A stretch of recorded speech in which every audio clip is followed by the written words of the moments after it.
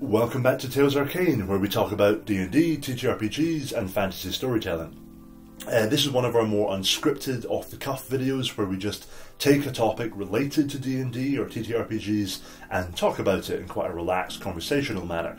However, today we're talking about something that is a little bit niche, it's a little bit away from our usual topics, but I hope it will be of interest to some of you. And what we're talking about is sort of the monetization of D&D and how I have gone about over the last year trying to make D&D into a sort of part-time job that I do in addition to my real job, my 9-to-5 job, and how I'm looking ahead to potentially making it a full-time job later this year. Now, I'm a very small creator, and I'm at a point at the moment where I'm nowhere near going full-time with it. But I want to talk about how I've put myself on the current trajectory, what I've found has worked, what hasn't worked, specifically in the area of Patreon, which is where most of my money comes from, but now also slightly in the area of sponsorships, because I'm getting a few more sponsorships on the YouTube channel, which you might have seen recently, and I want to talk about how I'm kind of setting them up and how that's developing over time. So we're going to start by talking about the Patreon. I launched the Patreon almost exactly a year ago. We just celebrated the 1-year anniversary the other day, and it's been an amazing experience for a couple of reasons. First and foremost, it has been an incredible experience to just share my content. Having a Patreon has justified me putting hours and hours of work into doing these quite lavish, detailed adventures, like the ones that are kind of appearing behind me at the moment. And they are, labours of love, and I couldn't really justify spending so much time on them if I didn't know that there was a little audience of paying customers who were happy to get those pieces every week and every month. But financially, it has been relatively successful. I started off, I think, making about $200 a month. I'm now up to about $1,300 a month in the course of the first year. And although that is, less than I was making working in coffee shops back in the day, it's pretty good considering I do this kind of in my off time.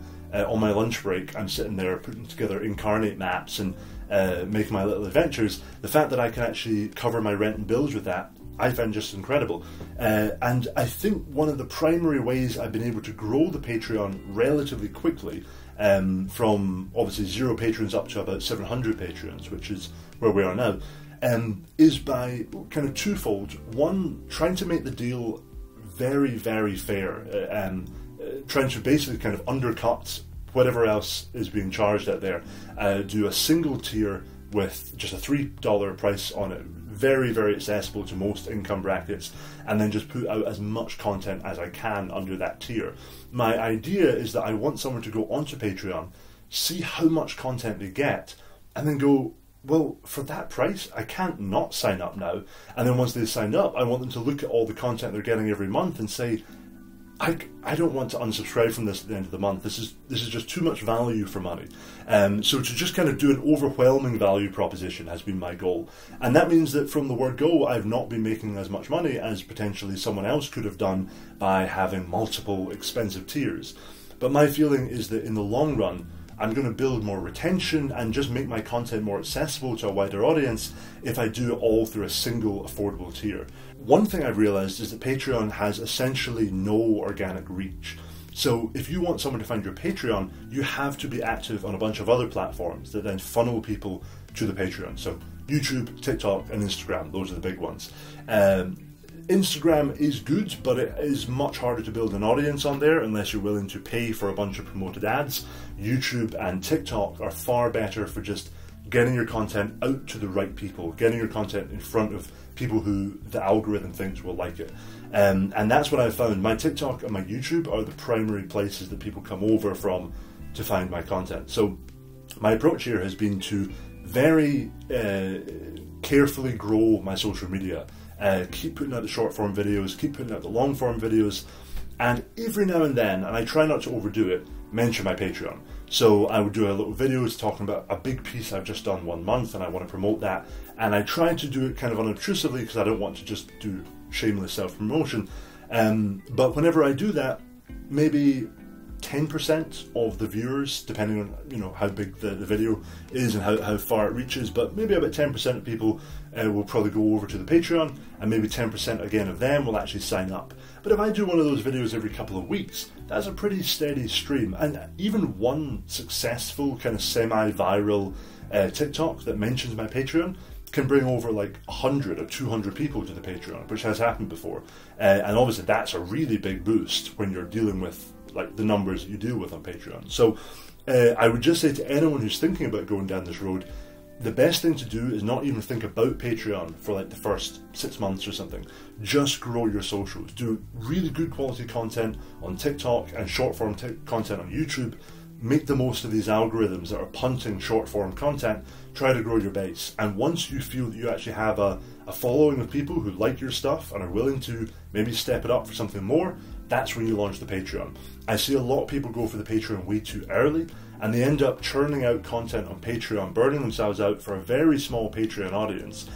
And it can also seem a little bit money grabbing, like to go too early. So I think you need to build the socials first, then bring in Patreon. And also, from my perspective, bring in Patreon when you have something to give on Patreon. I really wanted my Patreon to be like a subscription service where you would get content every month for, like on Netflix or anything else. I didn't want it to be something where people just signed up to support me. So, although, that's nice too, but I wanted to give something back. So I waited until I really had a clear idea of the kind of encounters and adventures I would be posting. And then the last year has been, I think I posted about 600 pages of content. So, like if someone subscribes now for $3, they're getting 600 pages. And to me, I love that, because that's a really difficult value proposition to turn down. So I think that's the right way to go about it. Grow the socials, then start your Patreon, but then keep growing the socials, because that's going to keep growing the Patreon. It kind of loops around. The other thing I should mention is tiers. So on Patreon, you have different payment tiers that people can subscribe to for different content. I see a lot of people go in right from the word go with like 5 different tiers, from maybe a $2 tier up to like $100 or $150 tier. I think that's not the best approach. I went for a single tier, $3, and just put everything under that.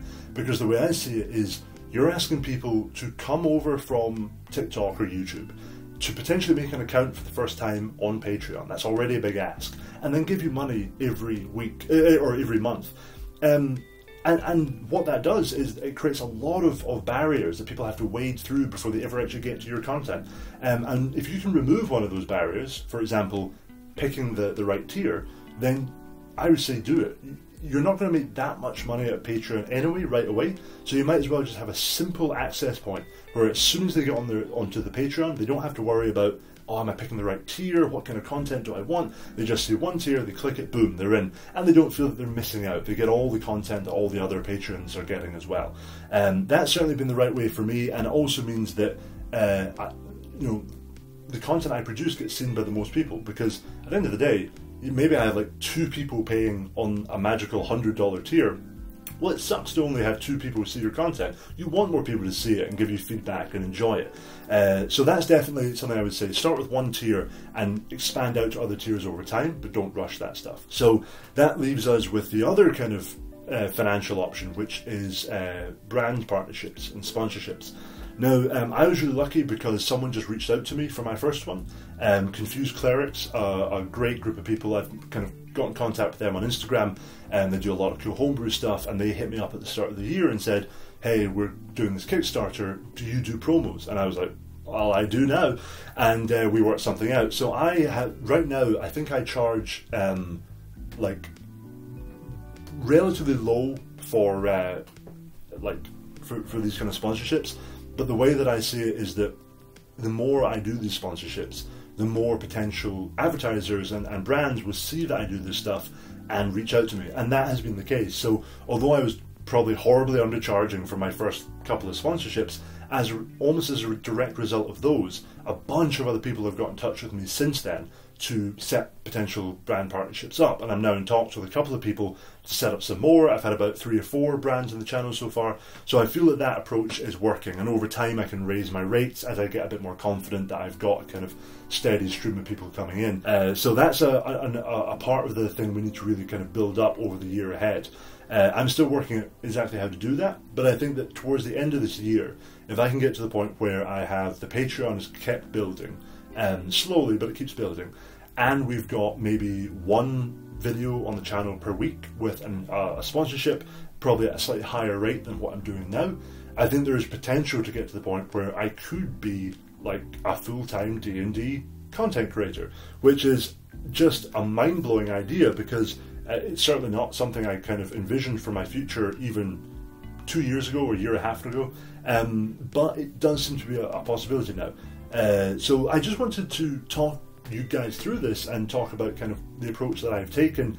I think the key thing that I've realised is that you don't want to rush it. You don't want to say, launch the Patreon too early, start charging too much too early, burn yourself out putting out too much content too early. You always want to do it one step at a time, see how people respond, and then expand out a little bit further. One of the incredible things that I have, in my life going for me is I have a 9-to-5 job which ticks over on top of this D&D stuff. So I can afford to try things out like, going for 1 tier rather than multiple. Even if that is a financial hit, I know that might be a good idea in the long run. And because I've got the financial security from my job, that, is a benefit. It feels a bit weird talking about money and stuff like that on the channel, but for me, when I was starting my Patreon, it really helped seeing a couple of other Patreon creators talk candidly about their experience with Patreon and how much money they were making. And that really helped me, and I would love to potentially pass that on to someone else. But anyway, that's everything I wanted to talk about today, just how I've approached that aspect of D&D. Not that it really has much to do with D&D, but how I've tried to approach that aspect of content creation. I love D&D, I love this hobby. And if I could do this full time for a living, that would be the coolest thing in the world. So this is the approach that I've taken to try and make it happen.